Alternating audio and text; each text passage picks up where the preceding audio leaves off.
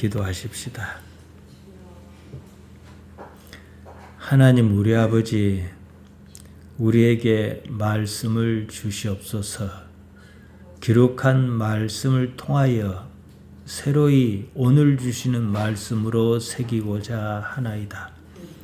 종은 다만 십자가 뒤에 감추시고 하나님께서 영광 받으시기를 예수님 이름으로 기도하옵나이다. 아멘. 우리 기독신앙의 핵심은 십자가입니다. 그래서 강단 뒤에도 십자가가 있고 이것이 교회입니다. 이걸 나타내기 위해서 첨탑에 십자가를 세웁니다. 십자가를 빼고는 기독교는 생각할 수가 없습니다. 그런데 원래 십자가는 로마가 이방인을 사형할 때 쓰는 사형틀입니다. 로마는 많은 지역을 정복하고 다스렸습니다. 넓은 지역을 통치하자면 공포정치가 필요했습니다. 흔히 그러듯이 두려움을 통치 수단으로 삼았습니다. 그래서 자기들에게 반대하거나 그런 사람을 이제 재판에 붙여 사형 선고를 내린단 말이에요. 그러면 그 사람은 법정에서 형장까지 자기가 못 박혀 달려 죽을 십자가를 자기 십자가를 지고 갔습니다. 자기가 달려 죽어야 하니까 얼마나 십자가가 크고 무겁겠습니까? 우리 예배당 뒤에 있는 십자가는 그냥 상징으로 걸어놓는 것입니다. 당시 유대인이라면 다 아는 사실이었습니다. 예수님께서도 그 과정을 거쳐 십자가에 돌아가셨습니다. 십자가는 장시간에 걸친 수치스러움에 따른 자기 부정, 그리고 고통과 함께 완벽한 죽음을 의미했습니다. 다시 살아날 수가 없습니다. 당시 사람이라면 다 아는 일이었습니다. 그런 일을 종종 보았습니다. 예수님께서는 다 아는 그 사실을 가지고 말씀하셨습니다. 예수님의 화법이 주로 이랬습니다. 마가복음 8장 34절입니다. 무리와 제자를 불러 이르시되 아무든지 나를 따라오려거든 자기를 부인하고 자기 십자가를 지고 나를 좇을 것이니라 이러셨습니다. 자기 스스로 살 생각은 하지 말아라. 그래야 산다. 자기 자신 말고 다른 누구의 능력에 의해서 살 수 있어야 한다. 이 말씀입니다. 여러분, 복음은 다른 것이 아닙니다. 자기에게서, 나에게서 하나님께서 어떻게 나타나시는가, 이것을 이루려는 것입니다. 그것을 다른 말로 하면 뭐라 그럽니까? 하나님의 나라다 이럽니다. 하나님의 나라는 자기 스스로, 자기 꾀로, 자기 노력으로 살려고 한다 해서 살 수 있는 그런 나라가 아니라는 것입니다. 생각해 보십시오. 내가 내 능력으로 살 수 있었다 싶었으면 저도 그렇고 여러분도 그렇고 이 자리에 안 왔습니다. 바로 그것을 살려내야 한다는 거예요. 그래서 제가 종종 뭐라 말씀드립니까? 내가 왜 여기 와 앉아 있는가 생각하라고 말이지요. 여러분은 많은 세월을 살았습니다. 나름대로 열심히 살았습니다. 세상이 자기가 생각한 대로 사라지지 않습니다. 그래서 하나님이라고 하는 존재를 찾은 거예요. 삶이 이런 것은 아니다. 삶에서 이런 무엇을 나름대로 깨달았습니다. 다른 방식으로 살기로 했습니다. 이것이 우리 기독신앙입니다. 예수님을 믿는단 말이에요. 이것은 원리입니다. 십자가의 이치입니다. 삶의 이치입니다. 이러한 이치를 자기 삶에서 깨닫지 못하면, 현실화하지 못하면 평생을 교회 다녀도 헛것입니다. 자기를 부정하지 않고는, 다른 말로요, 자기 생각을 버리지 않고는 하나님께서 자기가 사는 이 삶에 어떻게 개입하시는가, 어떻게 역사하시는가 알아차릴 방법이 없어요.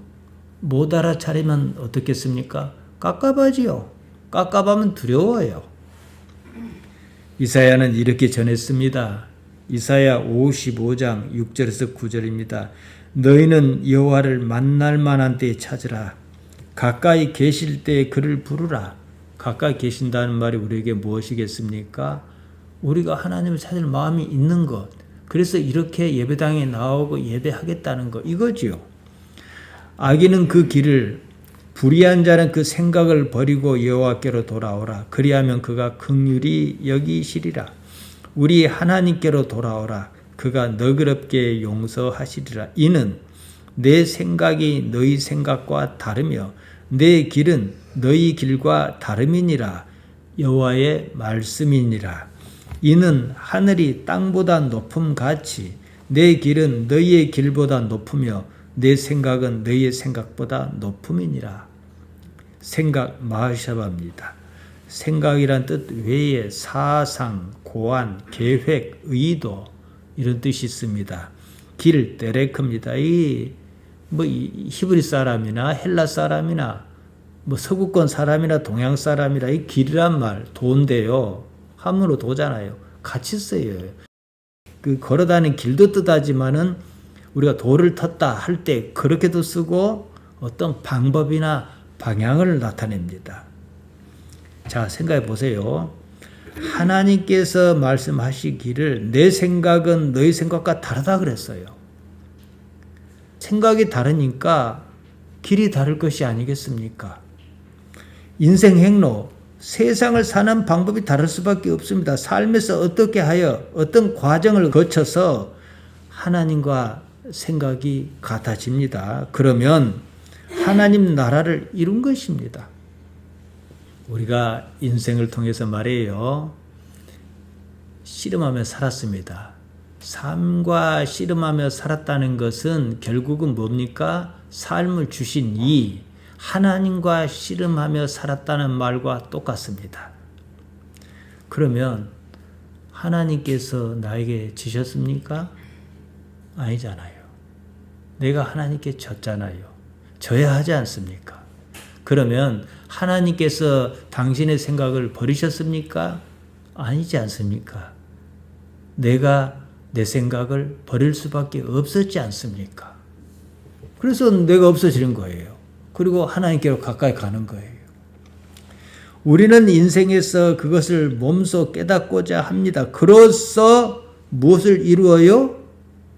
하나님과 하나를 이루려고 하는 겁니다. 나의 생각이 사라지지 않으면 하나님의 나라가 바로 곁에 있어도 알 수가 없습니다. 예수님께서 누가복음 17장 21절에서 이렇게 말씀하셨어요. 사람들이 하나님의 나라가 어디가 있느냐 이렇게 물으니까 또 여기 있다 저기 있다고도 못하리냐. 하나님의 나라는 너희 안에 있느니라. 제가 조금 전에 말씀드린 대로 그 관점에서 보면요. 여기 있어도 너희는 못 알아본다는 거예요. 알 수가 없는 그 나라를 알 수가 없는데 어떻게 이루겠습니까? 그럼에도 다들 습관적으로 본능적으로 육체가 요구하는 대로 자기를 지키려고 합니다. 자기 생각을 믿습니다.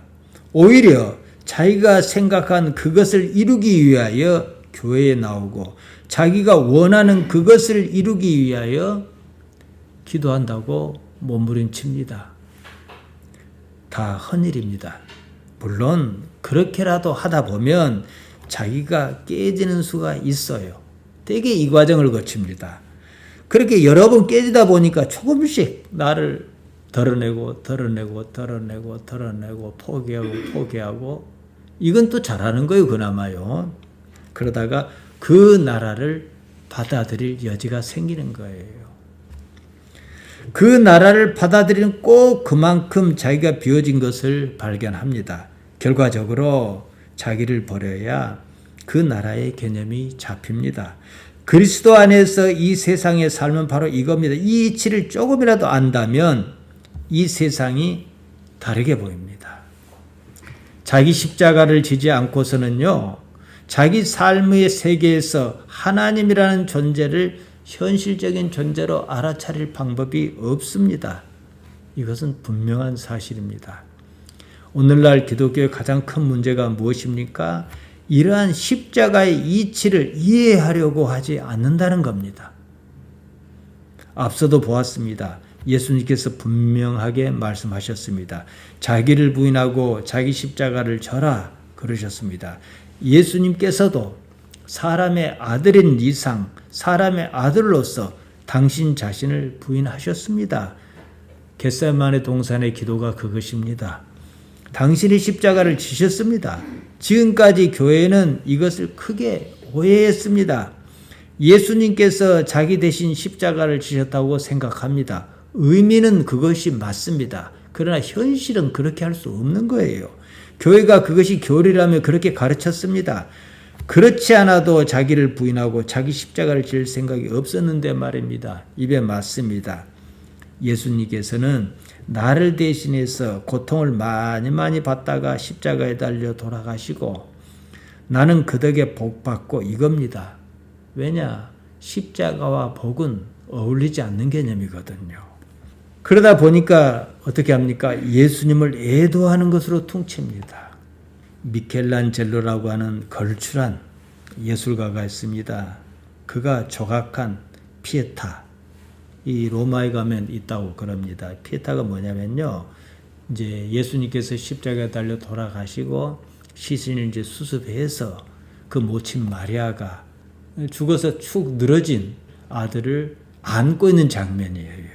근데 그 얼마나 조각상을 잘 만들었는가, 현실보다도 더 현실 같습니다. 그래서 저는 이걸 처연하다 이런 표현을 쓰는데요. 예술적으로나 뭐 그 개인의 신앙적으로나 그것은 좋은 바탕에서 시작했겠지만 오히려 어떤 면에서는 예수님의 죽음을 오해하게 해요. 상황이 이렇습니다. 이 사는 삶에서 자기를 부인하거나 자기 십자가를 지거나 그런 것이 보통 사람들 마음에는 들어올 리가 없다는 거지요. 복과는 완전히 반대 개념이기 때문입니다. 예수님만 십자가에 달려 고통받다 죽으시라 그럽니다. 예수님께서 부활하시고 승천하신 이후에 제자는 그때 비로소 이 십자가의 비밀을 깨달았습니다. 제자는 한결같이 예수님께서 가신 그 길을 따랐습니다. 그래도 행복했습니다. 이 삶이 다는 아니구나 알았습니다. 일설에 의하면 베드로는 자기는 예수님처럼 똑바로 십자가에 못 박힐 수 없다 그래서 거꾸로 매달아 달라 그랬답니다. 오늘 본문은 예수님께서 당신의 십자가를 받아들일 준비를 하시는 장면이 나옵니다. 예수님께서는 당신에게 죽음이 곧 닥치리라는 것을 아셨고 준비하셨습니다. 왜냐? 언제나 그렇듯 깨어 있으셨던 것입니다.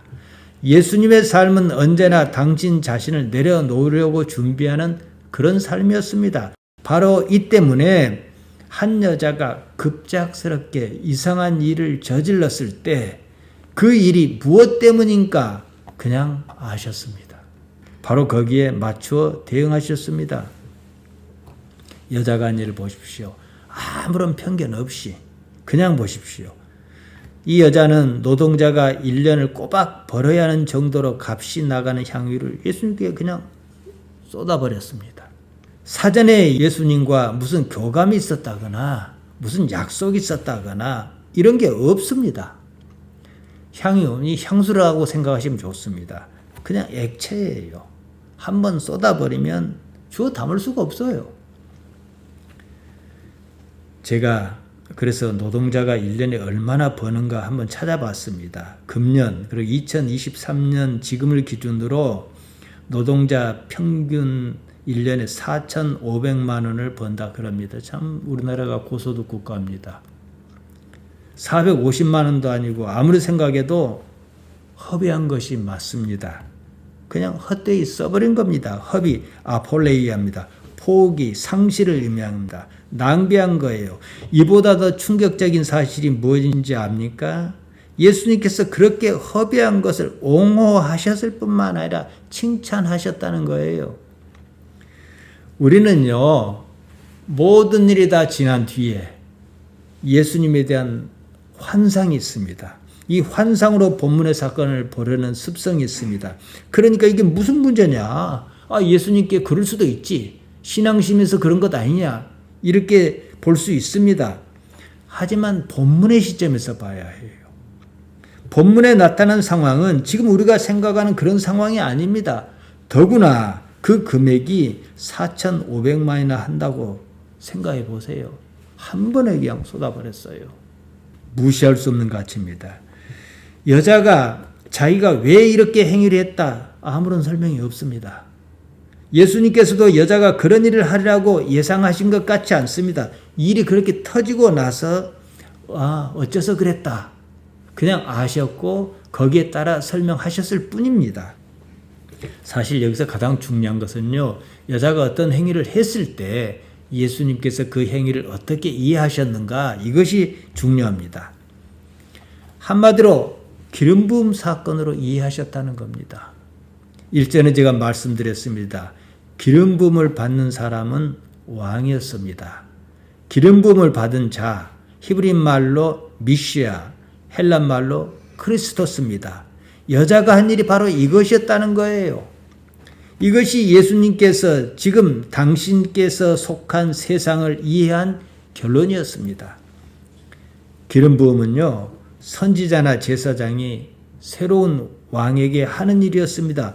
본문에서 한 여자가 예수님의 머리에 기름을 부었다는 거예요. 그 기름 부음은 곧 죽음의 대관식으로 이어지는 준비 과정이었습니다. 죽음을 위한 예식이었습니다.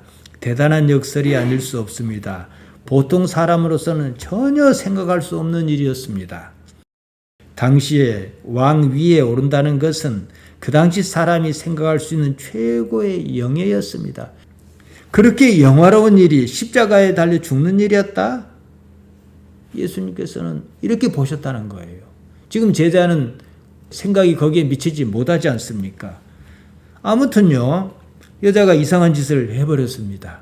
거기에 있던 사람들이 놀라며 막 화를 냈습니다. 어째서 이 귀한 향유를 허비하느냐 이랬습니다. 예수님께서는 여자가 한 일이 무엇이었는지, 그런 일이 어째서 당신의 삶에 일어난 것인지 그냥 하셨습니다. 바로 이 점이 보통 사람과 나사렛 사람 그분과 다른 점이었습니다. 도 같은 사람을 뭐라 그래요? 깨어있는 사람이거든요. 같은 말입니다. 예수님께서는 깨어 있으셨습니다. 이틀이 지나면 유월절과 무교절이었습니다. 히브리 백성이 애굽에서 나올 때 애굽에는 집집마다 죽음의 재앙이 내렸습니다. 10가지 재앙 중 마지막 재앙이었습니다. 이 이야기는 출애굽기 12장에 나옵니다. 모든 집의 맏아들이 죽었습니다. 히브리 백성의 집에는 죽음의 재앙이 그냥 넘어갔습니다. 어린 양의 피를 문설주에 발랐기 때문이었습니다. 어린 양이 죽고 맏아들이 살았다, 이 뜻입니다. 이때를 기념하는 절기가 유월절입니다. 죽음이 유월했다 이 말입니다. 넘어갔다 이 말이에요. 유월절 이후로 이래 동안은 효모가 들어가지 않은 빵을 먹었습니다. 효모가 안 들어갔다 해서 무교절이다 이랬습니다. 유월절과 무교절은 설명하는 방식이 좀 다를 뿐 개념이 겹칩니다. 본문에 나오는 사건은 부활절을 앞둔 수요일에 일어난 사건입니다. 6월절의 저녁 식사는 목요일에 있습니다. 12절 이하에 나옵니다. 다음 주에 볼 것입니다. 흔히들 최후의 만찬이다 안 그럽니까? 이때 역시 효모가 들어가지 않은 빵을 떼었습니다. 대제사장과 서기관이 예수님을 잡아 죽일 흉계를 찾고자 했습니다. 흉계라고 번역한 말 돌로씁니다. 이 말은 미끼나 덫, 올가미를 뜻하는 말입니다. 따라서 술책, 관계를 의미하기도 합니다. 방도라고 번역한 말이 포스인데 어찌 그러니까 어떻게든 무슨 계략을 써가지고 예수님을 올가미에 엮어서 죽이겠다 이런 거예요. 때마침 가룟 유다가 한몫하지요. 나중에 나옵니다. 6월절을 이틀 남겼습니다. 이들이 우려한 것은 이들이 가장 경계한 게 뭐겠어요? 어떤 사건의 동인이 탁 촉발해서 그게 그냥 밀란으로 확 번질까 싶은 거잖아요. 그러니까 지금은 하지 말자. 이런 거지요. 그런 데가 많았거든요. 예수님을 잘못 건드렸다가는 자칫 좋지 못한 일을 겪을 수 있습니다. 지금도 어느 나라든 독재자가 제일 두려워하는 게 뭡니까? 사람이 모이는 것. 거기서 무슨 일이 날지 모르거든요. 권력 유지가 목적인 사람들은 그럽니다. 그러니까 이렇게 사람이 많이 모인 명절에는 시도하지 말자 이랬던 거예요. 일단 이래놓고 다음 이야기로 넘어갑니다. 베다니 시몬의 집이었습니다. 시몬은 나병 환자였다 그럽니다. 물론 지금은 아닙니다. 마가복음 1장 40절에서 43절에 보면 이렇게 나옵니다. 한 나병 환자가 예수께 와서 꿇어 엎드려 간과히 이르되 원하시면 저를 깨끗게 하실 수 있나이다. 예수께서 불쌍히 여기사 손을 내밀어 그에게 대시며 이르시되 내가 원하노니 깨끗함을 받으라 하시니 곧 나병이 그 사람에게서 떠나가고 깨끗하여진지라. 이 사람이 오늘 본문에 나오는 시몬일 것이다 이렇게 추정해요. 아마 그럴 것입니다. 율법에 의하면 나병 환자는 정상이 함께 할 수가 없어요. 그러니까 나았으니까 그런 거죠. 시몬이라는 이름은 무척 흔합니다. 베드로도 원래 이름이 시몬이지 않습니까? 마태복음 26장 6절에서 베다니 나병 환자 시몬의 집이다 이렇게 명시합니다. 베다니는 예수님께서 예루살렘으로 올라가실 때 들르시던 곳이었습니다. 요한은 요한복음 12장 1절에서 베다니가 예수님께서 살리신 나사로가 있는 곳이다 이랬습니다. 거의 일치합니다. 예수님께서 시몬의 집에서 식사하실 때였습니다. 한 여자가 매우 값진 향유가 단 옥합을 깨뜨려 예수님의 머리에 부었습니다. 순전한 나드 향유다 이랬습니다. 미루 나르두 피스티케스, 믿을만한 진짜 나르도스 나드 향유였다 그럽니다. 순전하다. 피스티케스는 원형이 피스티코스입니다. 여기서 많이 들어보시지 않았습니까? 신실하다는 뜻입니다. 명사로 쓴 피스티스. 우리가 흔히 믿음이라고 하는 말입니다. 믿을만한, 순전하다는 말은 믿을만하다는 말하고 같아요. 이 나드 기름을 감송향, 저는 감송향이 뭔지 모르겠습니다만은 또 지오준 풀과에 속하는 향기로운 기름이라 그럽니다. 이게 얼마나 비쌌냐면 옛날에는 이런 것이 거의 조금 가지고 다니면 화폐를 대신하기도 했단 말이에요. 300데나리온이다 이랬어요. 한 데나리온이 노동자 하루 품삯이에요. 그러니까 1년치죠. 노동자 한 사람이 1년 내내 벌어야 하는 금액이었다고 합니다. 제가 앞서도 말씀드렸습니다만 지금 가치로 환산한다면 대략 4,500만 원 정도 나가는 금액이었다 그럽니다. 그래서 그렇게 비싼 나르도스 향유를 예수님의 머리에 한 번에 부어버렸습니다. 마태도 똑같은 말을 했습니다. 마태복음 26장 7절에 나옵니다. 근데 요한은 조금 다르게 얘기합니다.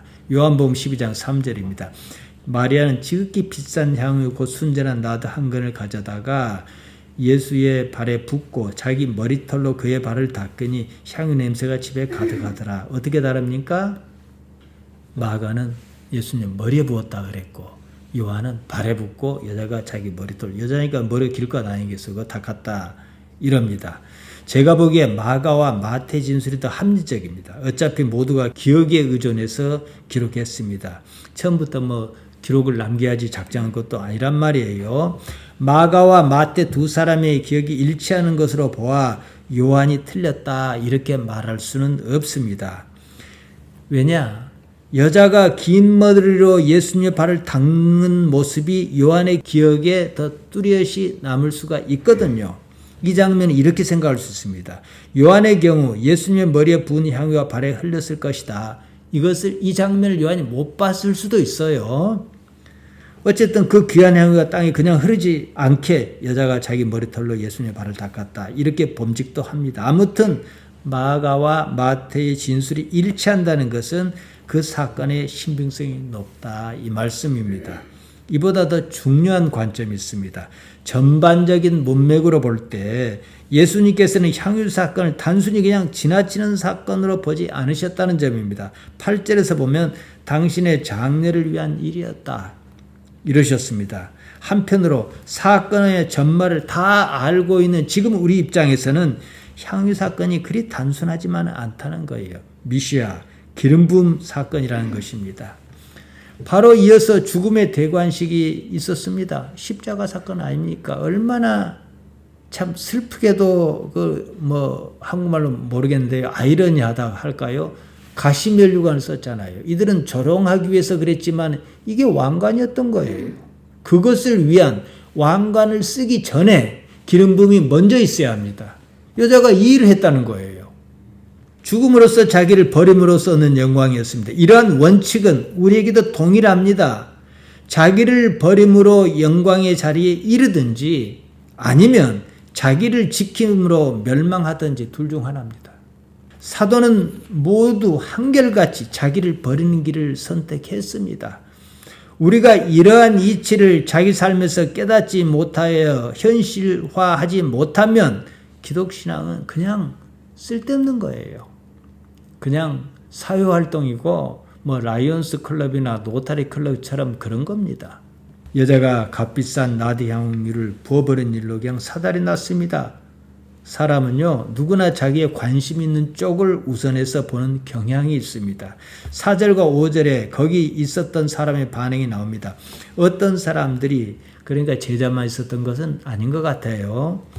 화를 내어 서로 말하되 어찌하여 이 향유를 허비하는가? 이 향유를 300데나리온 이상에 팔아 가난한 자들에게 줄 수 있었겠도다 하며 그 여자를 막 책망하는지라 화를 냈습니다. 마태는 이렇게 전합니다. 마태복음 26장 8절에서 9절입니다. 제자들이 보고 분개하여 마태는 제자라 했습니다. 이르되 무슨 의도로 이것을 허비하느냐? 이것을 비싼 값에 팔아 가난한 자에게 줄 수 있었겠도다 하거늘 이제 걸러버렸다는 거예요. 요한은 이렇게 전합니다. 요한복음 12장 4절에서 6절입니다. 제자 중 하나로서 예수를 잡아줄 가룟 유다가 말하되 가룟 유다가 그랬다는 거예요.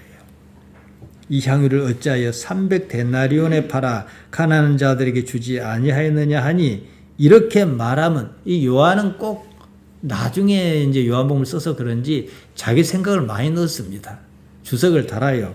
이렇게 말하면 가난한 자를 생각함이 아니요 그는 도둑이라 돈꾀를 맞고 거기 넣는 것을 훔쳐가미래라.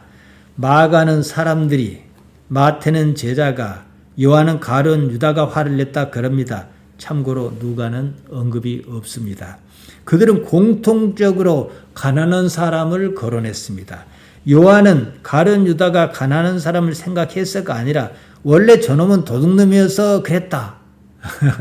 이렇게 주석을 달았습니다. 아무튼 이 이면의 의미가 뭡니까? 여자가 정신 나간 짓을 했다는데 공감하고 있다는 사실입니다. 아니, 정신 나갔잖아요. 4,500만 원입니다. 아무리 예수님이라도 그렇지. 노동자 연봉에 해당하는 금액을 한순간에 허비한 것입니다. 정상적인 사람이라면 그렇게 할 수가 없어요. 향유는 액체입니다. 한번 쏟아버리면 다시 주워 담을 수가 없습니다.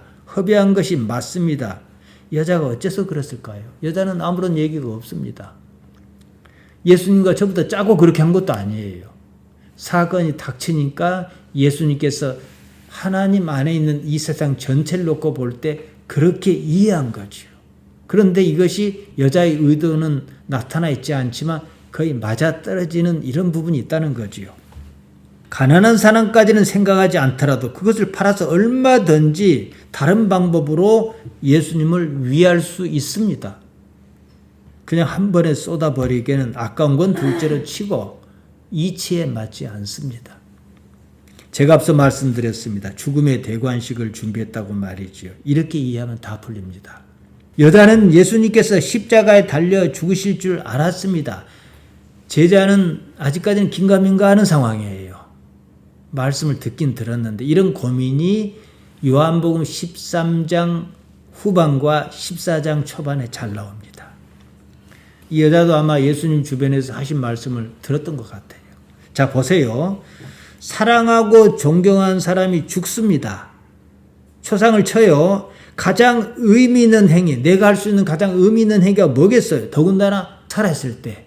보통 사람이 임종은 숨이 넘어갈락 말락 하는 경우지만 예수님은 그건 아니거든요. 그렇지만은 거의 그 상황이나 다를 게 없어요. 사형 판결 받으면 바로 죽을 테니까요. 이런 상황에서는요, 현실성보다는 의미가 앞섭니다. 죽은 사람도 왜 초상을 그렇게 정성스럽게 칩니까? 의미가 중요하니까 그러지. 죽은 사람이 아이고 고맙다, 나 저승 가는데 이렇게 잘해줘서 고맙다 그러겠습니까? 예수님께서 여자를 두둔하셨습니다. 당신의 장례를 준비하였다는 것입니다. 이건 단순히 장례 문제가 아닙니다. 기름 부음 사건이었다고 제가 말씀드렸습니다. 유대인의 왕으로서 기름 부음 받으신 거예요. 이것을 알리신 거예요. 죽음으로 가기 위한 기름 부음이었습니다. 그 옛날에 다윗이 선지자 사무엘에게 받았던 그 기름 부음에 비하겠습니까? 유대인의 관념에서 왕은 반드시 기름 부음을 받아야 했습니다. 그러고 나서 대관식이 있어요. 왕은 선지자나 제사장에게 기름 부음을 받았습니다. 예수님께서는 한 여자에게 기름 부음을 받았습니다. 아이러니하죠. 전혀 다른 방식으로 하나님의 나라가 오고 있다는 거예요. 지금까지와는 다르다 이거죠. 300데나리오이라는 금액은 이 여자에게 거의 전 재산에 해당할 수 있는 금액입니다. 여자는 귀한 나드 향유로 예수님의 장례를 미리 치렀습니다. 예수님께서는 죽으실 것입니다. 한편으로 예수님께서는 그 죽음으로써 왕의 자리에 오르신다는 사실입니다. 기독신앙이 무엇입니까? 이것이 단적으로 설명합니다. 복받아 잘 살자. 저는 이 말을 그리 좋아하지 않습니다. 복받지 말자는 게 아니고요. 우리 기독신앙을 심하게 왜곡시키기 때문에 그런 겁니다. 복받겠다는 말 이전에 십자가를 진지하게 생각해야 합니다. 이걸 소화하지 못하면, 자기를 부인하고 자기 십자가를 지는 것을 소화하지 못하면요, 애초에 복받을 자격 자체가 없는 거거든요. 자기를 하나님 앞에 내던지지 않고 복은 있을 수 없는 일입니다. 그 사람은 복 받아서는 안 되는 사람이에요. 그러면 큰일 납니다. 우리가 자기를 버릴 수 있는 근거가 무엇이겠습니까? 하나님을 아버지로 생각하기 때문입니다. 자기를 버릴 수 없는 이유는 하나님이라는 존재가 있다는 사실을 모르기 때문이에요. 오늘날 믿지 않으면서도 믿는다고 합니다. 참으로 이치에 맞지 않은 일입니다. 예수님께서 복음을 전파할 때마다 여자가 행한 일도 말하고 기념하라 하셨습니다. 우리 성경엔 기억하라 이렇게 나와 있습니다. 문해모신원입니다. 기념하는 거예요. 기억하라 기념하라 같은 겁니다. 예수님께서는 여자가 한 일을 당신의 십자가에 달려 죽는 일을 위해서 그랬다며 의미를 부여하셨습니다. 제가 서두에 뭐라 말씀드렸습니까? 십자가 없는 기독교는 없다. 십자가 뭡니까? 자기를 버리는 거예요. 자기를 버림으로써 하나님만 오롯이 받아들이겠다 이거거든요. 바로 당신의 일에 있어서 이렇다면 여자가 한 행위는 결코 헛일이다 말할 수 없다는 겁니다. 여자가 한 일의 가치는 뭐냐? 예수님의 죽음에 있다는 사실입니다. 자기를 버리는 거예요. 우리 기독신앙으로서 자기를 버린다고 할 때에 그 앞에 전제가 있습니다. 하나님을 인정하기 때문입니다. 하나님께서 나보다 더 위에 계신 분이라는 사실에 확신이 있으면, 하나님께서 이 세상을 주관하신다는 확신이 있으면, 믿음이 있으면 나는 나를 버릴 수 있어요. 그런데 하나님을 나는 믿기는 믿는데 내 삶을 지켜주실 것 같지도 않고 이 세상을 주관한다라고 말하는 것은 그냥 신화지, 관념이지, 이러면 나를 내려놓을 수가 없습니다. 이해하시겠습니까? 그러니까 달리 보면요, 믿는 자에게는 천하의 쉬운 일이에요. 그럼 믿지 못하는 자에게는 천하의 어려운 일입니다. 하나님 없는데 예수님께 십자가에 달리셨겠습니까? 하나님을 인정하기 때문입니다. 이 삶의 주관자가 하나님이시며 그 하나님께서 자신의 아버지시다, 이런 인식에서 비롯한다는 거지요. 자기를 버리지 못하겠다는 것은 자기는 하나님 없이 살겠다 이 말입니다. 이건 신앙이 아닙니다. 가룟 유다가 대제사장에 갔습니다. 예수님을 넘겨주기로 했습니다. 그들이 기뻐하였다 그럽니다. 돈을 주기로 약속했습니다. 이들이 돈을 준 것은요, 거래 이전에 율법의 규정이 있어서 그런 겁니다. 이건 제가 2018년 7월 10일 설교에서 자세히 말씀드렸습니다. 요한이 말한 대로 유다는 돈괴를 맡으면서 슬쩍슬쩍 하기도 했을 겁니다. 안 그런 걸 그랬다 하지는 않았을 테니까 말이에요. 아무리 그래도 은 30 때문에 배신했다는 건 함정이지 않습니다. 은 30세겔은요. 터무니없이 적은 금액입니다. 아까 나드 향유는 4,500만 원 정도 해당한다 했지요. 은 30은 얼마나 가는지 보면요. 한 세겔이 11.42g이에요. 30세겔이면 342.6g입니다. 최근에 은값이 많이 올랐습니다. 얼마나 하는가 제가 알아봤더니 1g에 973.461원이었습니다. 여기에 342.6을 곱하면 33만 3,508원이 나옵니다. 아니 세상에 유다가 아무리 못된 놈이라도 그렇지 3년이나 스승님하고 따라다니면서 30만 원 벌자고 예수님을 넘겼겠느냐 이 말이에요. 아무리 봐도 이상합니다. 그것까지 그렇게 엄청난 일을 저질렀다 볼 수는 없거든요. 예수님께서 그 상황에서 무엇을 말씀하셨습니까? 죽으시겠다는 의지를 분명히 하셨습니다. 제자는 이걸 확인했습니다. 긴가민가 해도 요한복음 13장 후반에 나가면 베드로의 느낌이나 14장 초반에서 이들이 염려하는 거라든가 보면은 알 수가 있어요. 이제는 제자들 중에 좀 영리한 제자는 스승님의 생각은 도저히 못 바꾸겠다. 이런 분위기란 말이에요. 이 상황에서 유다가 유대인의 독립을 꿈꾸는 열심당원이었다고 합시다. 일설에 그런 얘기가 있습니다. 그렇다면 유다에게 예수님은 이용 가치가 충분했단 말이에요. 이런 상황이라면 유다가 예수님을 일부러 십자가에 내몰았을 수 있습니다. 그냥 죽어버리면 거기서 다 그냥 끝나버리거든요. 십자가에 내몰린 이상 예수님께서는 죽지 않으려고 하실 것이고 그러면 당신께서 갖고 계시는 능력을 발휘할 수밖에 없을 것이다. 이러면 명절에 민요가 일어날 것이고 이 기회를 이용하자. 이랬을 수 있다는 거예요. 유다가 정말로 이런 목적으로 그랬든 하도 궁에서 30만 원 벌자고 그랬든 이것은 사실 중요하지 않습니다. 유다가 자기를 버리지 않았다는 사실이 중요합니다. 자기 생각을 믿었다는 겁니다. 자기를 지키려고 했습니다. 그래서 어쨌습니까? 멸망했습니다. 자책감에 자살했습니다. 예수님보다 앞서 죽었습니다. 제자가 본 관점이 이겁니다. 요한은 자기가 쓴 글을 읽는 독자가 오해할까 우려했던 것 같습니다. 오해를 불식하기 위해서 요한복음 12장 6절에서 그는 도둑이라 돈깨를 맞고 거기 넣는 거 훔쳐가미라라. 유다의 계획이 무엇이었든지 간에 유다는 결과가 자기가 생각한 것과 다르게 나타나리라는 것을 알았습니다. 예수님께서 자기 생각과 달리 그만 십자가에 달려 죽는 선택을 하실 거란 말이에요. 유다가 이런 상을 보고 매우 놀란 듯합니다. 이렇게 나옵니다. 마태복음 27장 3절에 보면요. 재판이 열리고 난 뒤에요. 때에 예수를 판 유다가 그의 정죄됨을 보고 예수님께서 사형 판결을 받는 것을 보고 스스로 뉘우쳐 그 은 30을 대제사장과 장로에게 도로 갖다 주며 돈이 목적이었으면 왜 도로 갖다 줍니까? 정자다 카타크리노입니다. 불리한 판결이 내려졌다 이 말입니다. 빌라도의 재판장에서 말이지요. 이제는 다 글렀다. 유다가 이렇게 판단했다는 것을 의미합니다.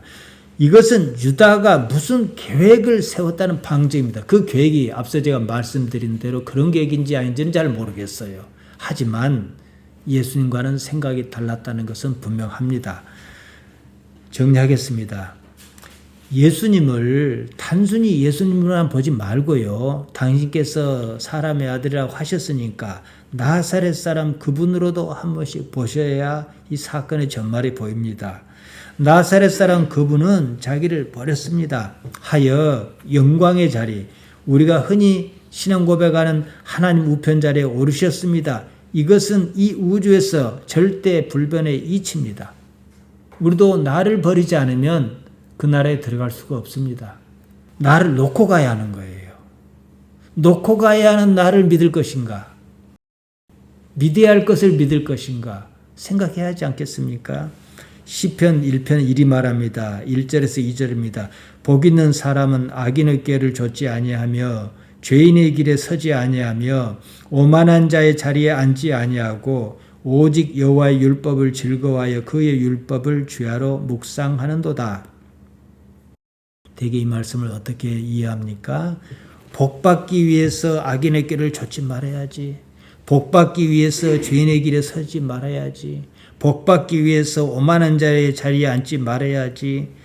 복받기 위해서 하나님의 말씀을 즐거워하고 날마다 묵상해야지. 그러지 않습니까? 복받으려고요. 저는 그렇게 보지 않습니다.